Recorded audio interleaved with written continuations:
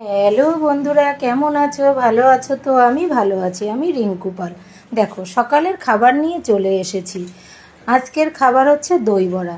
দই বড়াটা এসছে কোথা থেকে বলো তো? বাইরে তৈরি হয়নি, সেটা এসছে রাম মন্দিরের পাশের থেকে একটা দোকান থেকে। কত সুন্দর দই বড়া তৈরি করে, আমার খেতে খুব ভালো লাগে, সেই জন্য আমি এনেছি। দেখো, বড়ার সাইজটা দেখো কত বড়, আর দইটা দেখো একটু জল মেশায় না, কত সুন্দর দইটা মোটা করে তৈরি করে, খেতে খুব ভালো লাগে।